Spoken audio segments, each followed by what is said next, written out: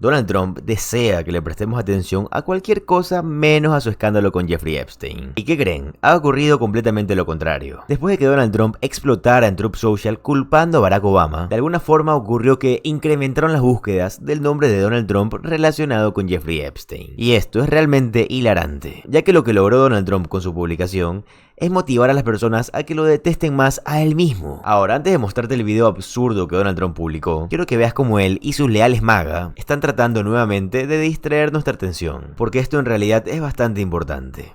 Miren el clip, por favor. You're talking about people not remembering. I don't think anyone will ever forget President Donald J. Trump. But when history looks back on this time in our country, when history looks back on you, how would you like to be remembered? A good person, but a person that saved our country. I really believed our country was going down for the fall. I don't know if it ever could have come back. It was very close to the edge.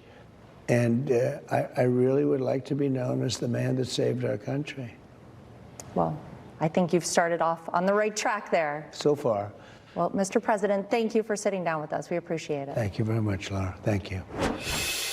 Donald Trump quiere y anhela con desesperación que las personas que forman parte del movimiento MAGA lo amen nuevamente. Y por eso está intentando cualquier cosa. Porque lo que él quiere es volver a ser líder de ese culto. Donald Trump se ve como que, ¿por qué no me amas, MAGA? Voy a ser mejor persona. Prácticamente está suplicando que lo apoyen. Está dispuesto a hacer lo que sea únicamente para sentir que más gente quiere estar con él. Esa es la razón por la cual hace unos días arremetió directamente contra Rosie O'Donnell. También es razón por la cual culpa del tema de Jeffrey Epstein a Barack Obama. Y razón por la cual culpa del tema de Jeffrey Epstein a Barack Obama y a Joe Biden. Donald Trump únicamente quiere alguna excusa para volver a caerle bien a los que pertenecen al movimiento MAGA. Y vimos esto cuando trató de sacar provecho del aniversario del intento de asesinato que tuvo en su contra, y parte de esto le salió exageradamente mal, como veremos en este clip que estoy a punto de mostrarte. Míralo, por favor. And there was, people screaming, get down, get down. It was the whole thing was just crazy. And it's hard to believe a year is up. And here we are. A lot of things have happened since then, including the presidency. So, I have an obligation to do a good job, I feel, because I was really saved. I was really saved by somebody very special. People that are shooters, I'm not so much of a shooter, but people that were shooters say it's almost impossible that was a miss. I mean, it was a hit, but it was a miss.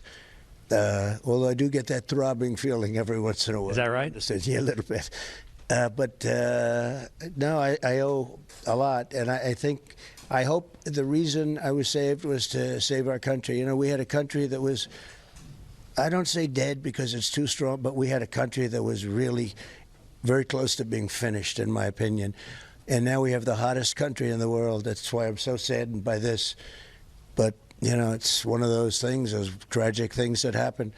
Así que no solo Donald Trump está hablando como que si Dios lo salvó, sino que además publicó este video supuestamente un ángel desviando la bala lejos de él. Todo esto es su cuenta de Trump. War Room. Pero si el ángel desvió la bala, entonces quería que le impacte a un bombero. Porque eso fue lo que pasó. Una bala le cayó a un bombero. Eso es lo extraño y de lo que no se da cuenta Donald Trump. Él, al querer sonar bien, y como él simplemente no piensa en los demás, no se da cuenta de que lo que dice es totalmente peor. Claro, él dice que Dios estaba allí, que Dios lo salvó. Que eso es exactamente lo que Dios quería que ocurriera. Dios quería que Donald Trump fuera salvado. Pero a costas de que un bombero muriera. Eso estaba escrito en el plan de Dios. Claro que sí. Pero otra vez, esto no es nada más que una distracción de Donald Trump. Lo que quiere es que la gente hable de él, hable de este tema, sienta que lo quieren otra vez y que se distraigan lo máximo posible de temas como el de Jeffrey Epstein. Que por así decirlo recuerden los buenos tiempos. No sé cuáles porque buenos tiempos nunca ha habido, pero eso es lo que él quiere. Donald Trump es como una expareja terrible. Es como que se te acerca después de un tiempo de haber terminado y te dice: hey, ¿recuerdas los buenos tiempos? Ahora tal vez te compro un regalo, pero voy a terminar expulsando gente del seguro médico.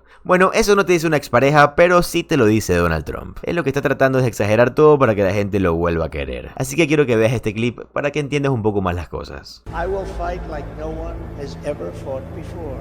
Trump is the bodyguard of Western civilization. You want to talk about a fighter, a walk through fire? He's an absolute savage. He knows that this is much bigger than him. This is about the American people.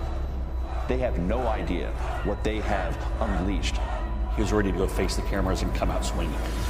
El intento de Donald Trump de volver a ganarse el favor de los MAGA fracasó, como lo muestran los comentarios debajo del video. Queremos que expongas a los Liberen los archivos de Epstein, la voz del pueblo solo seguirá creciendo. Otro comentario decía: no dejes que Epstein sea la mancha de tu presidencia, arréglalo. Y alguien más, con una evaluación bastante precisa, escribió: eres el hombre más inseguro que ha existido. Ni siquiera la propia red social de Donald Trump es segura para él. Así de mal están las cosas. Truth Social solía estar lleno de personas que alababan a Donald Trump. Tenía puros fanáticos que simplemente querían que Donald Trump publique cosas para darle like y darle mensajes positivos. Ahora es todo lo contrario, es una locura. Cada vez que Donald Trump sube algo, la gente lo llena de odio. Y esto ocurrió en menos de una semana. Y creo que eso solo demuestra qué tan asustado está. Y peor aún si él se aferra únicamente a Pam Bondi. Él sabe que finalmente todo esto va a terminar perjudicándolo. Y que no existe ningún chivo expiatorio que pueda encontrar. Si pudiera y pensara que es Pam Bondi, ya la habría desechado. Él solo sabe que ella seguirá asumiendo la culpa. Y prácticamente lo usa como un saco de boxeo, ya que necesita a alguien que cubra todas sus catástrofes. El gobernador Andy Beshear criticó duramente a algunos de ellos. Miren por favor. I'm seeing small businesses lay people off because of the tariffs on the raw materials that they get.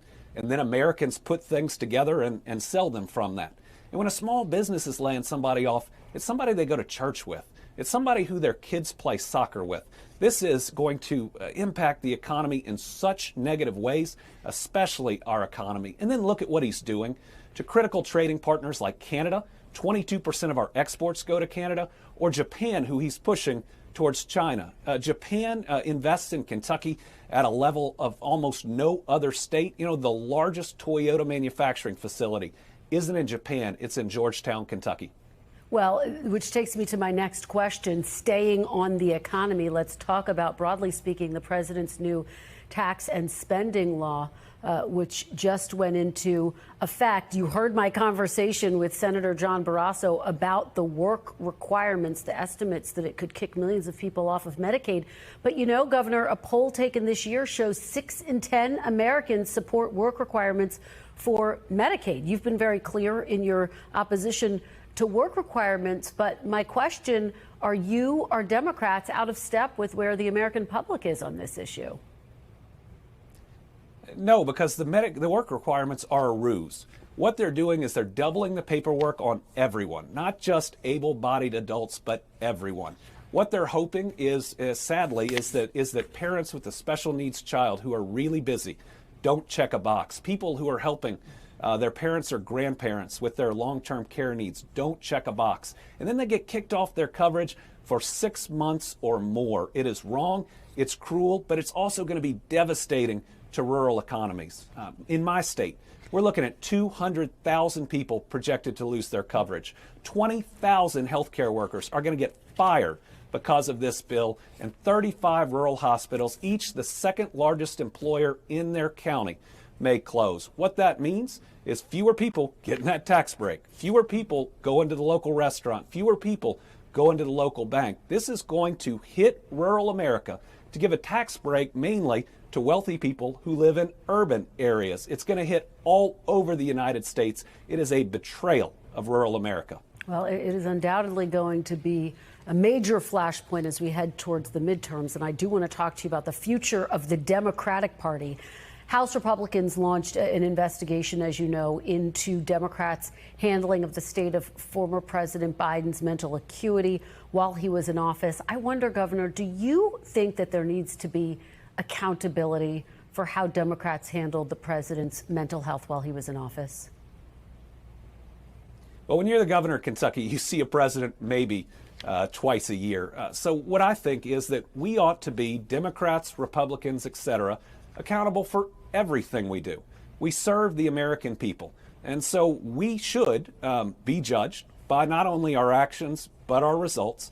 But in the end, it's this political football that we see going back and forth where a win for one is a loss for another. What we've got to get to is a place where we put the people first and we focus on jobs, infrastructure, public safety, public education, and health care, and make sure all the distractions are pushed to the side. You know, so much of what's thrown at people day after day, especially in the news, it makes them think that they don't count, that they're not important, when what they care about the most is supporting their family. I remember being on a bus with a bus driver who was telling me exactly how much her groceries cost every month that she could barely afford, but she also knew exactly how much the vacation cost that she couldn't.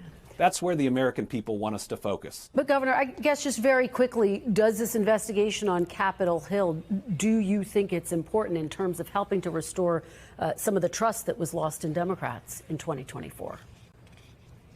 I think the way we restore trust in Democrats is to show the American people that we are laser focused on their everyday needs, that we are not distracted by other issues, but that we know that paying the bills at the end of the month is way too hard. It's too tough for that new couple to afford their first new home. People are worried about paying for their child's next prescription, and some people don't feel safe in their communities. That's where they want us to be, and that's where my focus is. All right, well, speaking of your focus, I want to ask you about your focus and your future. You are serving your last term as governor. You have a trip to South Carolina coming up this week, of course, the early voting state there. So Senator John Barrasso says you're running for president. Are you? What I'm doing right now is trying to be a reasonable voice out there that hopefully doesn't just bring Democrats back together, but Democrats, Republicans, and independents. You know, this country has gotten far too partisan, too much us versus them. If we can focus on the core issues that lift up every single American, then we can actually move not right or left, but forward as a country. There ain't no such thing as a red job or a blue job. A job is just good for all Americans. Governor, is it accurate to say you are considering running for president? Well, right now, what I'm trying to do is speak out for my people and for the American people, especially with this attack on rural America and the big, ugly bill. Next year, I'm the head of the Democratic Governors Association, and because of this attack on rural America, we're going to win a lot of races that people aren't expecting, because a lot of Republican governors have said nothing, and their economies are going to get hit, and their people are going to have to drive 2 hours just to see a doctor when they're sick. He escuchado a varias personas decir, necesitamos dejar atrás todo el tema de Jeffrey Epstein. No necesitamos hablar de ese tema. Simplemente dicen que es una distracción. Richie Torres dice que es un tema totalmente inútil. Un tema que está dividiendo la base de Donald Trump y está haciendo que todo esto salga a la luz por primera vez. ¿Es inútil? Si hay personas que dicen que no hay que hablar de este tema, es porque no quieren saber la verdad. Y ese es un problema muy grande.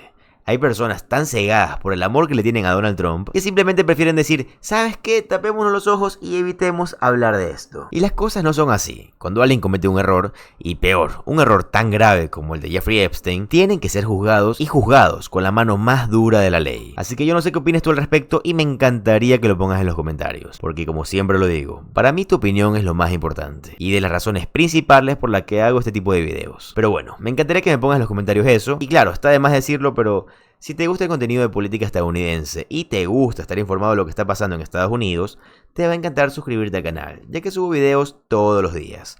Mi nombre es José Alvarado, soy economista y estoy comprometido a informarte diariamente. Nos vemos en el siguiente video. Adiós.